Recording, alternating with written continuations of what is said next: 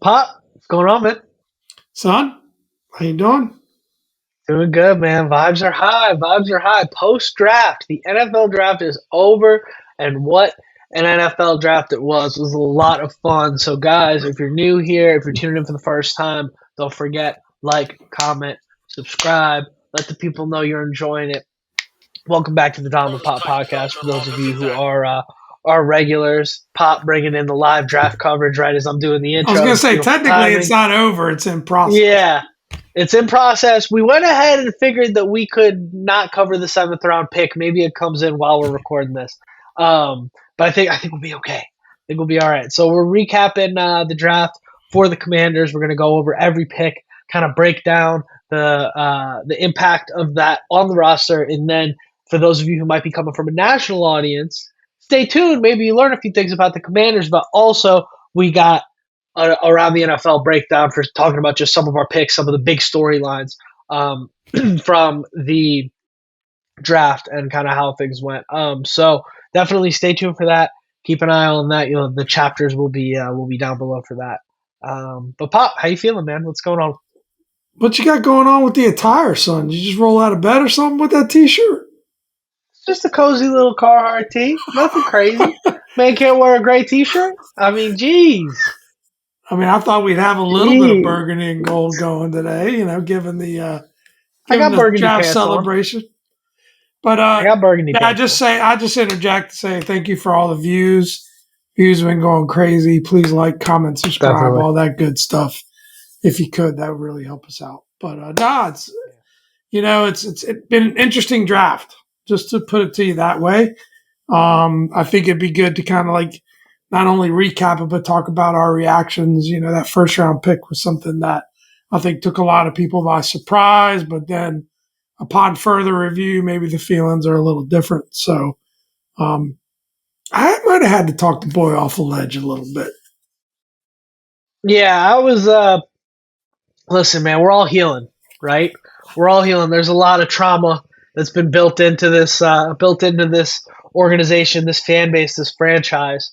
Um, and over the last 5 years, I've been kind of conditioned that when a draft pick comes in and you go, huh? That usually that ends up in the guy getting traded to Philly for a third rounder and having all of like three catches on the year, or that ends up in the guy getting cut 2 years in, or that ends up in the guy getting converted to defensive end and then getting cut later on. You catch on, Joe. But I think this is a very different case here. And I think, without further ado, let's get into it, right? Yeah. Start breaking down these picks. Yeah. And stay tuned, guys. Next week, we're going to do an episode of What Not to Wear with Pop. We're going to kind of, go through the wardrobe, make sure we're all caught up. We're going to be establishing the pod dress code. But anyways, round one, 29th pick comes around, and the Commanders pick Josh Connerly Jr., offensive tackle out of Oregon. By now, you know this.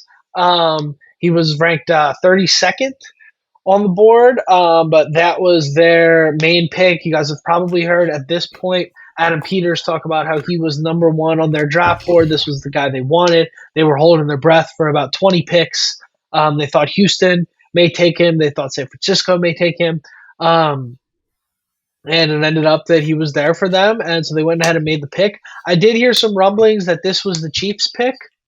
They ended up going with Simmons, the other offensive tackle, but I did hear some rumblings that he was the plan for them, and they were kind of surprised and then had to quickly pivot when we did go ahead and take Connerly off the board here. He's only allowed one sack in 2024, and that was in week 2. He had the fastest 10-yard split out of all offensive linemen at the combine. I think the plan is what fans have inferred is that the plan is that he will play right tackle. I have thoughts about that. We don't know. Adam Peters has said that basically LT is the LT, so Laramie Tunsil is the left tackle, but the rest are going to compete, and we'll figure out where the rest of these guys land. So we'll get into that a little bit later. But just going over the draft pick, how did you feel about the pick, Pop? Give the people your reaction.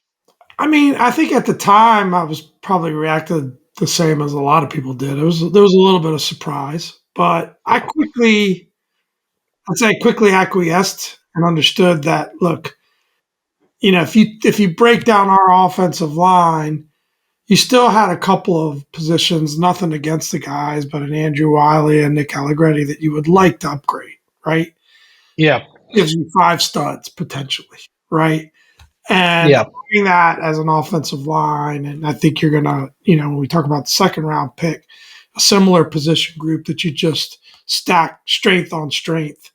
You've got to understand that, yeah, we all want edge, but you can't reach for an edge. So if you got a player like Connery that's number one on your board and somebody that you're sweating out for 10 picks or so, like you said, and it's just the highest rated player on your board and addresses a position in need. Offensive line still was a position in need, maybe not our number one position in need. You got to go with it. You can't, you know, Adam Peters said it, right? Who's the number one asset on this team? Jaden Daniels. And the Yeah. opportunity to protect him, you add a Laramie Tunzel, you add a Josh Connerly. Maybe at some point it bumps an Allegretti or a Wiley or both of them into depth positions, but Probably both. Yeah. go all 18 weeks with all 5 starters being available, right? So you need to have 7 or 8 starting caliber offensive linemen. And I think this offensive line has potential to be one of the very best in the league. And how can you not be excited about that? And in terms of Connerly, I went back and looked at when we did our simulator mock draft last week. He did pop up there as one of the top candidates. Obviously he wasn't really on our radar or anyone's radar. He probably wasn't discussed at all as an option for this team. But it shows you, I think I texted you, they're playing chess while we're playing checkers, right? They know a lot more than we do. Definitely. And I think there's arguments for him to be at the very top of the tackle class this time around. Played at Oregon, did nothing but win, did nothing but not give up sacks and dominate. He played against a certain Giants rookie pass rusher for this upcoming year and dominated him. So, Yeah. you got to feel pretty good about this. And yes, maybe you would have liked an edge, a running back, a wide receiver, but you got to love just that offensive line being set for the next 2, 3, 4 years potentially. Yeah, I'm with you, Pop. For me, you mentioned reaching for an edge, and that's where the puzzle, the puzzling feeling kind of came to me. Was I'm sitting there, and as the first 10 picks go off the board, it's all the guys that you expect. And then the thing about this draft was we really didn't know from like 11 to like 60 where guys were ordered on people's boards. Like there was a lot more parity coming down the draft board in the first round than there normally is. Normally you got a pretty good idea of like 26, 27 of the first rounders that are going to go. I think there was a lot more kind of murkiness in there. So as the board was kind of unfolding, I'm watching it and I'm going, Jahad Campbell is here. And I see Atlanta trades back into the first round and I'm like, he's gone. And they draft an edge rusher that I had coming out in the second round. And I'm like, Jahad Campbell's still there. And it's kind of coming down, and I'm hoping for him. Hoping for him. He's been a guy that since the beginning of this process have been like, this would be my dream player, but I don't think he's going to be there. Then he's there. Now there's the reporting about the 2 shoulder injuries. He's going to need more shoulder surgery. And we go ahead, we draft tackle. We, like Pop said, didn't really expect it. And especially given that we had made the move for Laramie Tunzel, I'm going, well, we got another tackle? Like, what are we doing? Like, what's the point? Well, the point is, like Pop said, and the thing that hit me the next morning, because my initial reaction was I was upset. I was disappointed. I was like, I don't want another tackle. I feel like we're okay on the offensive line. We need help rushing the passer. And we'll talk about that a little bit later. But there's a guy there that can be an immediate impact. And if not that, there's a cornerback in Will Johnson that's there that can be an absolute stud for you at corner once he gets healthy. Now, they must have not been in love with the medicals. I think they would have ran that pick in if they thought the medicals looked good. So I think with both of those guys, they weren't a fan of the medicals, and they end up going Connerly. But then it hit me the next day. I wake up the next morning and I realized that God bless him, he did the best that he could Trent Scott started in the NFC Championship game. That can never happen again. If you want to win a Super Bowl, that can never happen again, barring like 9 of our offensive linemen get injured. And I just said, you know what? Anything that you're doing to ensure that that's not happening again. And when you look at it and you look at the guys that we have in our locker room, the worst case scenario is that we play with the offensive line that we had last year. That's the worst case scenario. Like catastrophic nuclear injuries happen, and we play with the offensive line that we had last year. That was middle of the pack. Not great, but not abysmal either. Serviceable to the point where, like, I was surprised that they made the move for Tunzel that they made. And we were kind of both saying you could probably run it back with Coleman. I think I was more in favor of it than you were. But now you're looking at, the way this kind of the impact this has down the rest of the offensive line. It's kind of the same move that they made with Tunzel where you make two positions stronger. Now, not only do you get better at presumably right tackle, but you get better at left guard. And not only do you get better at left guard, but you get better at right guard while Cosme's out. So it really kind of just this elevates the whole offensive line by a lot. And the kid himself, I love everything. I watched this presser. I love this presser. His humility, just his excitement for the game. They've basically said all the reports on him personality wise is that it's basically going to be impossible for him to be a bust because of how much work he's going to put in. And he's going to just be dying to get out there and just do it. Yeah, so I'm all over that. Seems like a great Seems kid. like the guy. Yeah, and I think if you look at the offensive line last year, it would say it exceeded expectations, but you had Jaden Daniels. Jaden Daniels made plays that weren't there over and over and over again. We couldn't get, consistency in the run game. Run blocking wasn't great. Pass blocking was okay at times, not great at other times. I think if you could get to a point where the offensive line is good enough where Jaden Daniels doesn't have to put on that Superman quite as often, that's a much more sustainable situation for the future. And, we'll ask ourselves the question later, but, at the end of the day, you can't address – this is year 2 of dare I say, rebuild when you've made it to the NFC Championship, but still a rebuild in progress. Yeah. You're not going to be able to adjust every position. Definitely. And you're going to have to pick your spots, and I'm all for the strategy of going after guys that are really high on your board that you're really excited about, that you really think can improve your team. And like I said, it's not like the offensive line had 5 studs on it. Maybe it does now. But, I think I love it. At the end of the day, I love it. Yeah, and you kind of, you like you said, I mean, we're still in a rebuild, and when you revisit what we talked about, at least from a roster construction perspective, I mean, the world of Twitter can't wait to tell us how terrible our roster is, no matter how we made it to the NFC Championship game. Somehow everybody also sucks. It's ridiculous. So you're in a position where you've got to add guys who you want to add at any position, and you can never have too many tackles. You look at what happened with Mekhi Becton in Philly, where he's drafted as a tackle, didn't quite work out as a tackle, bumped him into guard. All of a sudden, he's one of the best guards in the league. That could be a situation with Connerly. Maybe he does end up being better on the inside, and Coleman ends up being better on the outside. Even Peters said basically like he can play any position except for center. He goes, and even then he would play him at center if he had to.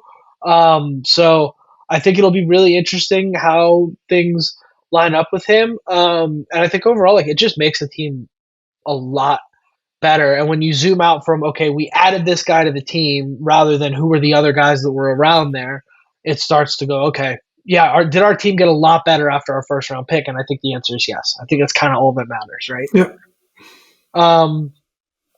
So that brings you to our second pick. If you're ready to move on, Pop, I think it's about that time. Our second round pick with Trey Amos, cornerback out of Ole Miss. This one was just a home run, in my opinion. This was a guy that I thought could have gone in the first, could have gone real early in the second. This is a guy that, I mean, Peter said they would have had discussions about picking him in the first round.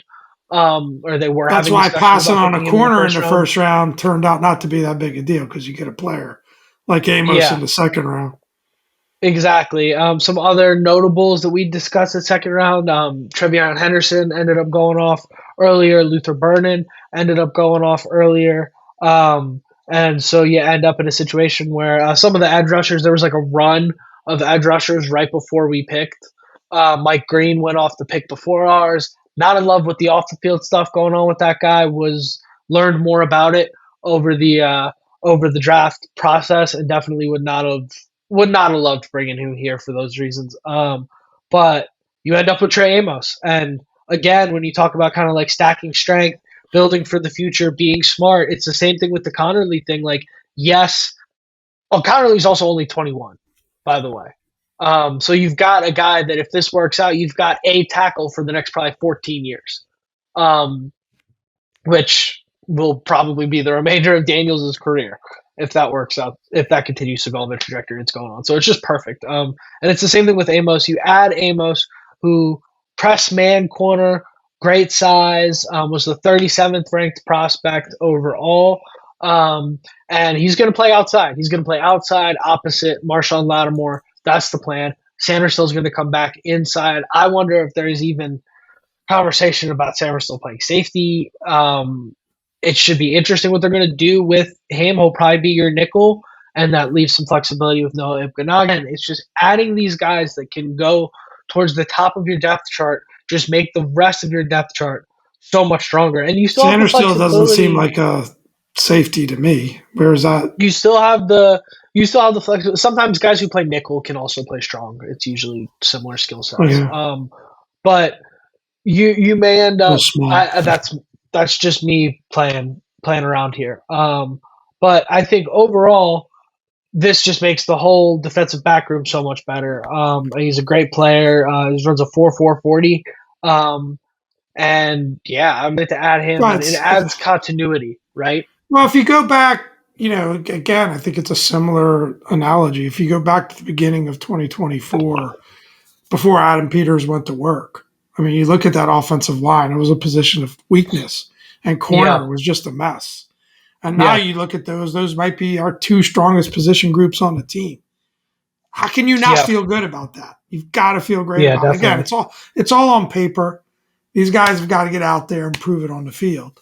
But on paper, those are just two position groups that you can not worry about and have some depth. So if one guy goes down, it's not crippling to your team, right? Necessarily. So you just gotta feel great about that. For sure. I mean, we'll get into Exactly. maybe some of the areas that weren't addressed that we've still got concerns about.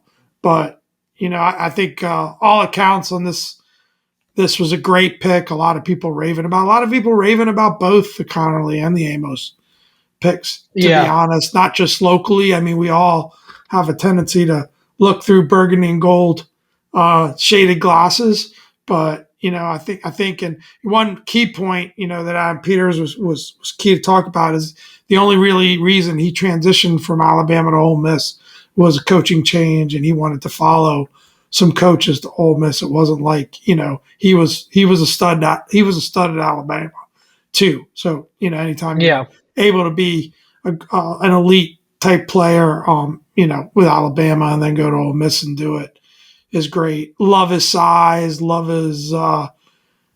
He seems to just have a great mentality in terms of good ball skills.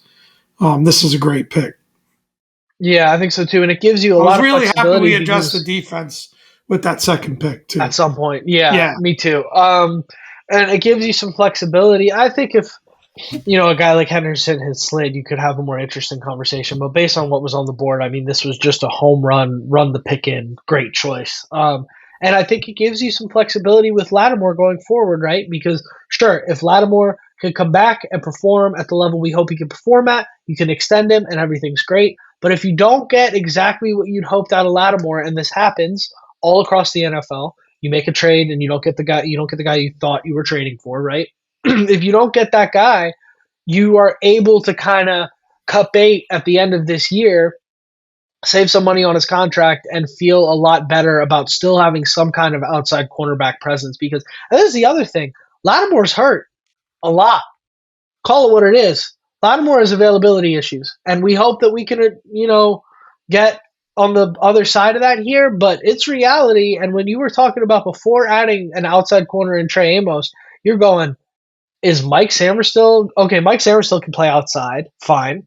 But then who's going to play opposite? Are you going to roll out there with Mike Sammer still and Jonathan Jones as your two outside cornerbacks if Marshawn pops Yeah, a you're hammy right or back where twists you an were ankle or last whatever? year. You're right Yeah, back where you were last year, where you got some real concerns at corner. So again, yeah, similar offensive line, you might have looked at this and said, "Oh, because of the Lattimore addition, because of having Mikey Sanistrell, but you're kind of rebuilding from zero in the corner yeah. room, and you're able to add a guy you had so highly rated. Um, again, I think we're in lockstep here. This is a great pick. Yeah, I mean, your two starting corners this time last year in Emmanuel Forbes and Benjamin St. Juste have both moved on to greener pastures. So you're not is nothing you can do. You have to address it. So I think it was a great pick, great pick. Um, Next up on the list, you've got our fourth round pick. So third round, we got Marshawn Lattimore. Um, and then for your fourth round pick, you had out of Virginia Tech, you had Jalen Lane, wide receiver, 5'10", 190 pounds. He was the 73rd ranked prospect, and he's a burner. He runs a 4.34 40, over a 40-inch vertical, 11-foot broad jump. All three numbers were towards the top in terms of the wide receiver. Just a freak athlete. Um, Punt and returner. the comp, yeah, punt returner as well. The comp for him is Deshaun Jackson, from what I've been seeing. Now, in terms of being able to track the deep ball, obviously that's what Deshaun Jackson is best at, maybe ever. But he's, we don't know if he has that ability, but athletically, he's that type of athlete. And I think that's really exciting to add to the offense. Yeah, we'll see. You drafted Luke McCaffrey. What was it in the third round last year? So you never know with these Yeah, deeper round guys. Like you'll see how much he's able to actually contribute this season. He's definitely going to add some depth. yeah, Maybe good special teamer. Maybe put some pressure on Luke. It's time to step up in year two. But I kind of like overall where that wide receiver group sits at this point. I think you got some vet guys that that can contribute. And I like this pick. I was hoping we'd go wide receiver with this pick, so I was very happy with that. yeah, it's a good pick. I was hoping for wide receiver or running back. Obviously, we went wide receiver. That's great. There were some edge guys that I was like hoping for that went just like a couple picks before.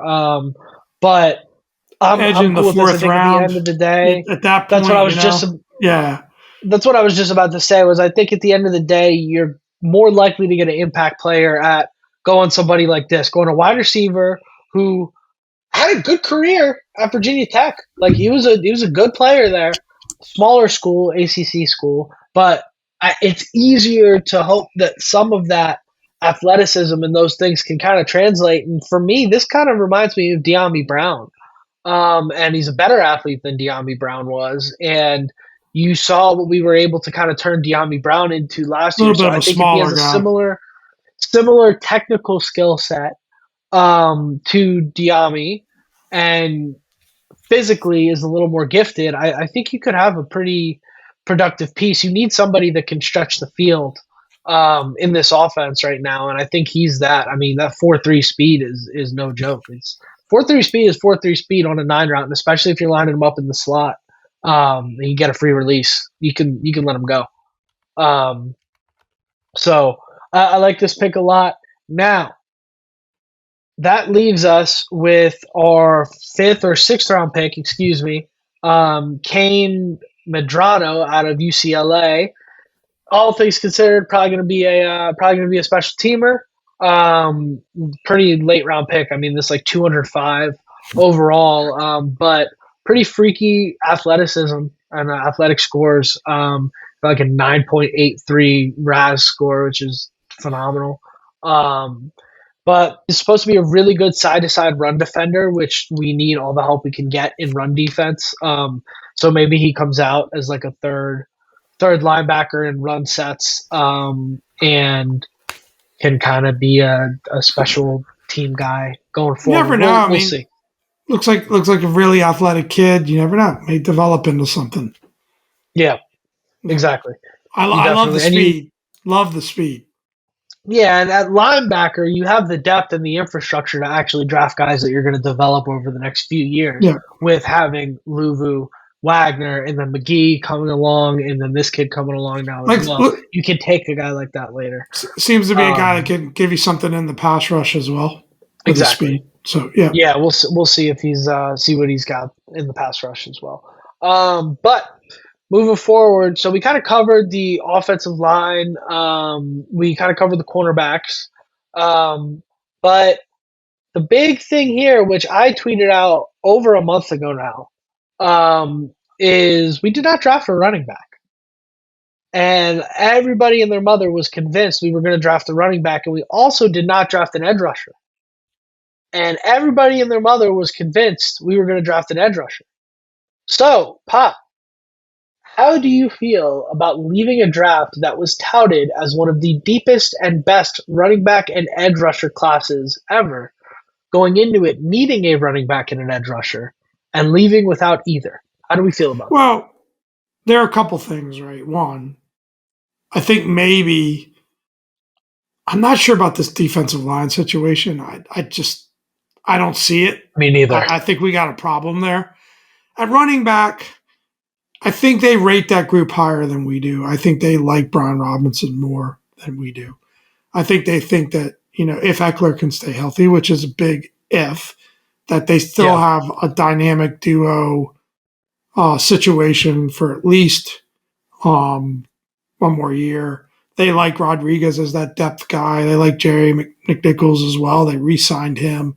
So I think that running back group is just a group that I know that it's not how you feel, and I've got my concerns. But, Brian Robinson had some good outings last year. He did. He was early in the inconsistent. year, It yeah. didn't happen all year long. Even one of the later games, he played pretty well. Played So, well he against was a little Detroit. nicked up. I think he's a serviceable starting running back in this league. I think Eckler can do a lot of damage. I think Rodriguez has proven that, he can be a really effective player when he's been given the opportunity. McNichols is a decent backup. So I just don't think they think that group. I think that they know they need to address that group. I mean, those guys are all on 1-year deals. So there's that. Yeah, So at some point that they're definitely going to need to address that group. But I think let's face it, going into 2025, that offense is going to be all right. We're going to put up yeah, points. We're going to move the ball. So I think, I'm not as upset that they didn't reach for a running back, because although it was a deep running back class at the position that we were drafting, a lot of those guys were off the board by the time we picked. Same with edge. A lot of those guys that would have been worthwhile were off the board, and we picked guys that we had much higher rated in terms of our best available guys. And I just can't hate sure. on that. I'm much more concerned about the defensive line. I'm Agree. much more Yeah, concerned about the defensive line. so And I don't know how to not sugarcoat that. I can't. yeah, so I mean, in the second round, right around where we picked, like obviously Henderson went off pretty early, but you saw R.J. Harvey went off just the pick before ours, and then in the third round is when the running backs really started to move, and then same in the fourth round, you started to see a lot go off. Tootin went off early, Scatterboo went off early, and then you had by the time you got to us, there wasn't a ton left, but there still were a handful of running backs. I think the fourth round is the spot it would have made the most sense, given that Henderson did not make it to us. I think if you had more picks, maybe there was a position where you could have traded up to get Henderson. They visited with him a ton. Clearly, they didn't want to do that, or they would have done it, or it wasn't possible. But I agree with you, Pop. I think I have more concern about the defensive line. Now, I have kind of resolved myself to the fact that, like I said a month ago, when I said that tweet, that I said they're going to say defense was a higher priority and they're going to spend their assets on the defensive line and building the trenches defensively. And now I look at these draft picks and we only picked in the top 100, we only picked one defensive player and we picked a corner. So I am still really concerned about the defensive line. I think they are putting a ton of stock into this Javon Kinlaw pick, and they are putting a ton of stock into Johnny Newton. So I think if you look at, in my opinion, if you want to oversimplify things and you want to look at like three guys that I think are going to be absolutely crucial and could have major swings on how we end up evaluating this team next year, it's probably Kinlaw, Newton, and Lattimore. I think the way those three chips fall are going to determine a lot defensively. If you can get, and can Deron Payne exit witness protection program? He's in a contract year again. Can we bring Deron Payne back? You could make the argument that you're okay at tackle. Kinlaw hasn't really played much edge, so in special packages, maybe he can be a little bit of effective popping outside. But if you look at edge, you got Dorrance Armstrong, Cleveland Farrell, Deatrick Wise, Andre Jones, Javante. None of those, you could argue, none of those guys should be starting defensive ends. Yeah. So we're in the same position we were in last year, just because we've been pretty positive up to this point, where you're going to have to create a rotation there and see who gets hot and see who jumps out. I mean, your guy that led you in sacks is gone. I know he had other flaws to his game, but it's a concern. There's no way to say it's not. Maybe they still got to trade up their sleeve at some point. I don't know, but maybe. I mean, Javonte Jean-Baptiste had kind of come along last year before he got hurt, but then that's another issue is the injuries. The only thing positive I could say is you're no worse off than you were probably, but you're not better off. And that's why I say reading between the lines with Kinlaw, I think the plan is for Kinlaw to play some edge, man. I think it has to be. I think it has to be the plan for him to play some end, some defensive end. You brought up the Luvu point as well. They using Luvu as kind of an off the ball rusher in that Parsons kind of role. I think that's going to be the plan. It's going to have to be. I mean, this is spooky. A running back, you're going to have to prove me wrong, Brian Robinson. You're going to have to prove me wrong at this point. What I saw from him last year is the same thing we've seen in the second half of seasons. His running style of running dudes over, which he's above average, but he's not Derrick Henry either. His style of running dudes over, he just cannot sustain it over 17 games. He doesn't always seem to have the greatest vision. I was just about to say that. He doesn't have the vision or the breakaway speed to make up for it. So he's got to run dudes over to kind of get going. He needs 20 carries a game to get his efficiency up. And it's just not the type of back we need in this offense, in my opinion. But what do I know? Obviously, they've decided that there are other needs that they have higher. I think Deebo Samuel gets really interesting here. I think when you are not dealing with Michael Dieter and Nick Allegretti and Trent Scott on the offensive line, you'd hope this group can push open some bigger holes for him. But I think they're going to resign to the quick screen game is basically going to be our running game. Well, that's a great point. I mean, Deebo might be the upgrade to that running back group, with getting a few touches a game. And maybe they're looking at it that way, that they haven't really stood still. That's a great point. I thought of that as I was thinking about what to say on the pod, but I forgot it up to this point. So there's so much ground to cover here. But what do you think quickly? How would you grade this draft overall for the Commanders, real quick? Give it a B. I'm in the B camp. Solid B. Let me explain why. It's hard to give an A when you've got so few picks, right? 3 picks, yeah. But you said it. Marshawn Lattimore with your 3rd round pick. They used draft resources, 2nd round pick to get Laramie Tunsil. and they got A Debo fifth round Samuel pick with the for fifth Debo round pick. Samuel. Yeah. So if I package all that together and what the moves that Adam Peters was able to make using draft capital, not just the picks today, but the overall package, I'm going to give our boy AP an A. I love it. I love it. Yeah, I'm gonna go. I'm gonna go solid B. I think I still just I scratch. I love the Connerly Jr. addition to the team, but you've got Dorrance Armstrong and Cleveland Farrell and Dietrich Wise Jr. and Andre Jones Jr. and Javante John Baptiste and Jahad Campbell is sitting right there. That to me is going to be the hardest. Even if you don't like him, as Araku is right there, there are other really productive defensive ends you could have taken there at That's 29. fair. As That's the time other goes thing that on, makes time me will tell. uncomfortable. Time will tell. But yeah, time will tell. Fair point.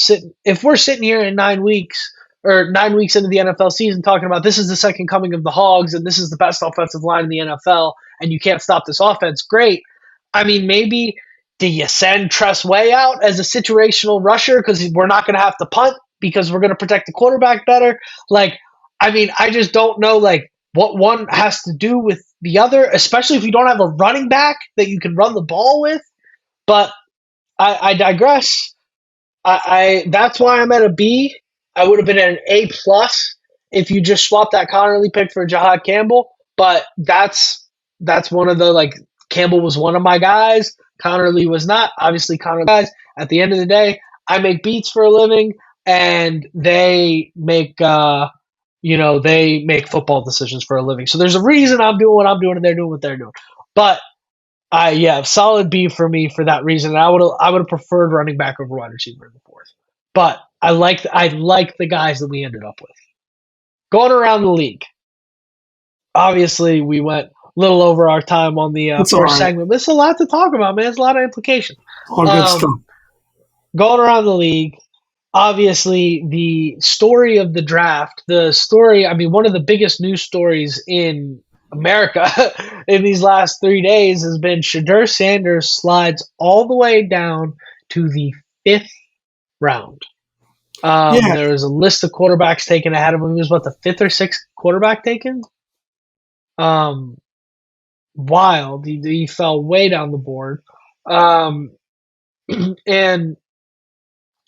you end up with you end up with just a really wild situation that nobody expected. What was your reaction to all that, Pop?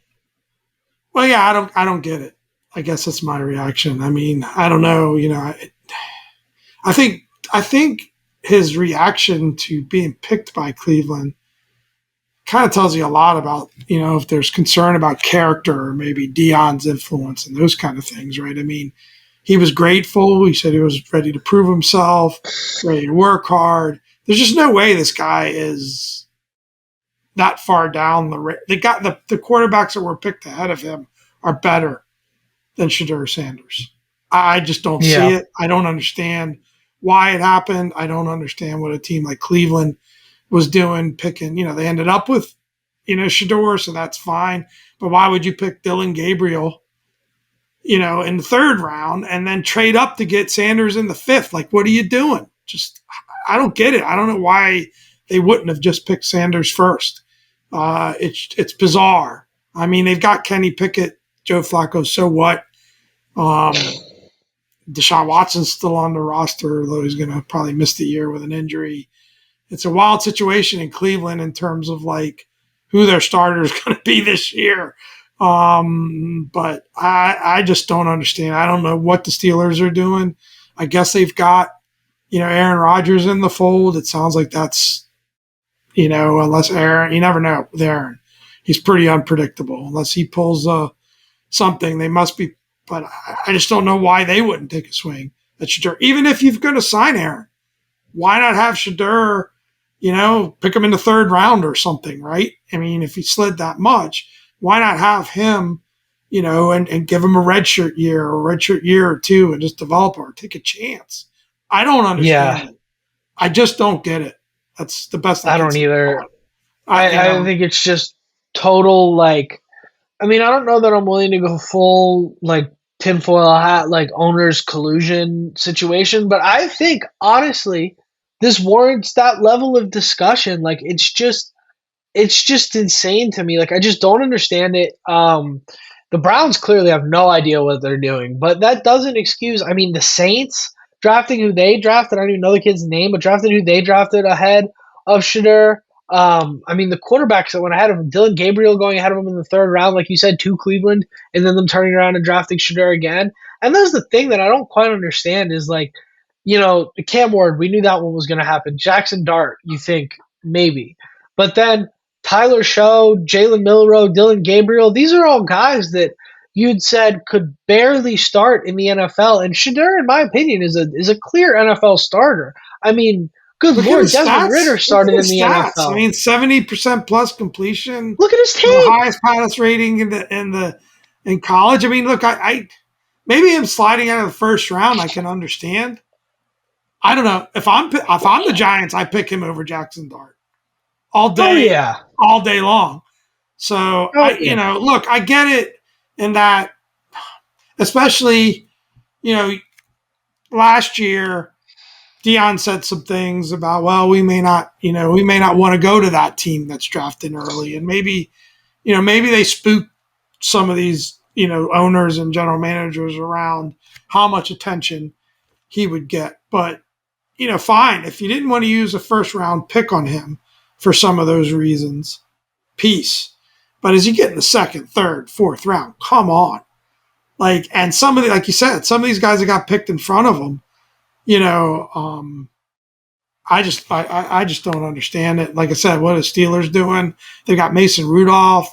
They pick a Will Howard in the 6th round. I don't know why. It just seems like if anybody could handle, A little that extra situation attention. with Yeah. Sanders, it would be, Mike it would be Tomlin. Mike Tomlin. So I don't know, but we'll see. I mean, again, time will tell. I've got a feeling this guy's going to make some noise in the NFL before it's all said and done. I'm rooting for him. I'm rooting Yeah, for him for sure. I think this is just like, when he maybe falls out of the maybe a little bit first. of humble pie or whatever they say. Maybe it'll do him good. Not to say he I needed just it. don't I don't know like. if he needed Yeah, it, but but it's only going to do nothing but motivate him and teach him a life lesson, right?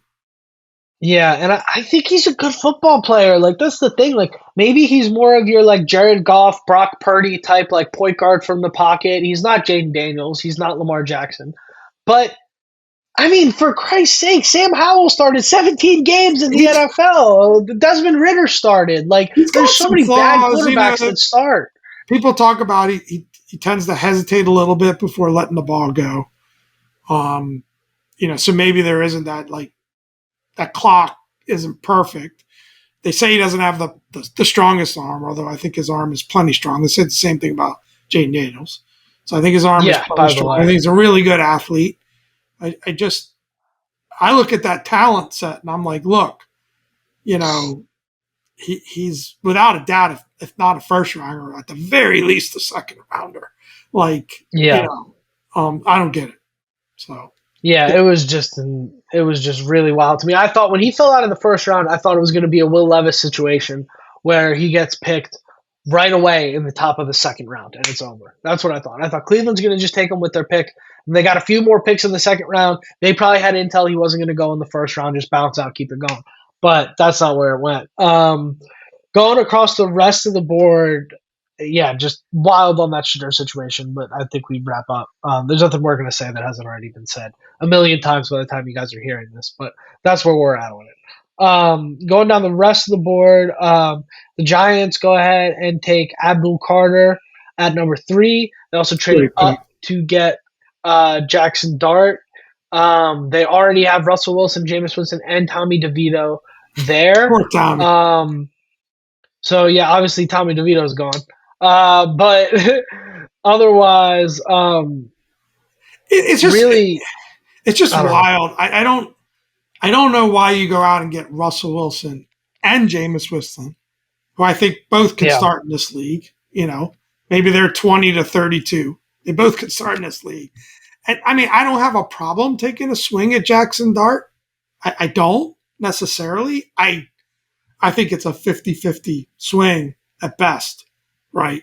I mean, he might work out. He might be all right. I'm certainly not bothered about, Jane Daniels having to go up against him if he ends up being the eventual starter, which you draft a guy in the Yeah. first round, you think he's going to be your eventual starter. But what they're doing, all right. I mean, I guess you sign guys as free agent, veteran guys like Russell Wilson, Jameis Winston as free agent, maybe end up trading one of those guys.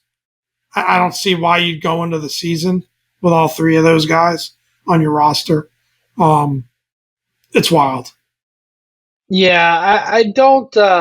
And the amount they paid for him too. Like, didn't they give up a few pretty valuable picks to go back in there and get him? Yeah. They traded a second round pick, so number 34 overall, number 99 overall, and a third for next year. And my thing is, like, the Giants are not a quarterback away. Jackson Dart is not the you plug in and get this guy quarterback. And 34 and 99, you presume, could be two good starters. I mean, that's Mike Samerson and Brandon Coleman, right? Like, you make the Yep. right picks there. Those could be two solid starters and contributors to your team for the rest of the year, which the Giants desperately need across that roster, which is a mess aside from their defensive line and their aside from their defensive line. And I just don't I You're just betting on don't Dart get being it. this year's Bo Nix. That's what you're doing. Yeah. Which You could are happen. Which could happen. It could happen. But I agree. They gave up a lot. I would say I let out a little laugh when that trade was announced. So I'm not too concerned about it. But I also understand the logic. If you're D-ball and if I forget their general manager's name, Joe Shane. Joe Shane, yeah, Joe Shamo. Uh, uh, if you're in this deep Nice. and you know what that means, you get extra points. But I think if you're in this deep, you know what that means. you get extra points. But yeah, I mean, anyway, I mean, they had to take a swing. Maybe you kind of get it from that perspective, but yeah, Yeah, I don't know, man. I think it just reeks of desperation and self preservation. They're just praying that Russell Wilson can get them like 3 or 4 wins, and then they can swing in Jackson Dart, and maybe he can rip off like 3 or 4 wins, and they can be like, "We won 7 games, but Dart was 3-2 down the stretch and shows a lot of potential. We're building something here." And then they're going to get fired, and then Dart's going to have to learn a new offense, and then he's going to get replaced in a couple years. It's just this is Daniel Jones 2.0 in my opinion. It's just a mess. Otherwise, yeah, Eagles trade up with the Chiefs to get Jahad Campbell. Oh, that made me sick seeing him go there, but whatever. always Cowboys always one makes me go wonder when they trade up one spot. I don't know, because they didn't want to let anybody someone else else must have trade been into trying. that Yeah, spot. there you go. Yeah, There you go. they're just trying to guarantee it, and I think Howie Roseman at that point was just like There must have been he other just hadn't phone made calls he being hadn't made made. a deal yet. He hadn't made a pick yet. He was itching, man. He's like, take a fourth rounder. I just need the rush. Yeah. Uh, Cowboys go Tyler Booker at 12. Was ranked 51st by ESPN. It's a wild pick over Matthew Golden, I whatever. don't But know why Jerry, they don't go receiver or running back at that spot. I got I love it. I got a little something for you. I love it, but Jerry Jones. I read this book to my kindergartners at the end of music class. I would love to read this book to you sometimes. Woohoo! You're doing great. Keep it up, Jerry Jones. Keep it up. Keep it up. Aside from that, Ravens go Malachi we got Starks props. We got props on the Dom and Pop at podcast. 27. It came out and I wasn't ready for that. Ravens went Malachi Starks. Made our decision easy. I think he was probably in heavy consideration as well here. I was not upset about that because they didn't take Jahad Campbell or Will Johnson. We didn't end up taking either of them, so whatever. And then they will go Mike Green in the second, despite all the field stuff, all the off the field stuff. Have fun with that. I don't want to deal with that in DC. But he's a great player, so Two they'll get great whatever talented production they get players. from I him. think if they can clear up the off the field stuff, those are two great picks for them. Yeah, just not a situation I'm interested in dealing with here. So glad they made that decision easy for us. Anyways, I guess about it. Pop, I say we wrap this thing up. I mean, we've only been going for about an hour now. Woo! It was a burner. Have we It was a made the burner, but a 7th lot to round pick talk yet? about. NFL drafts for fun. I don't care. Hopefully, we drafted a kicker. I doubt Let's see. it. Did Give we us make the something to 7th talk round about pick next yet? pod. We'll break down. We'll do a full breakdown Yeah, of the 7th round full pick. breakdown on our 7th round pick. Anyways, guys, it's been a blast. Without further ado, I've been Dom. This is Pop. Thank you guys for another great week, and hail to the Commanders.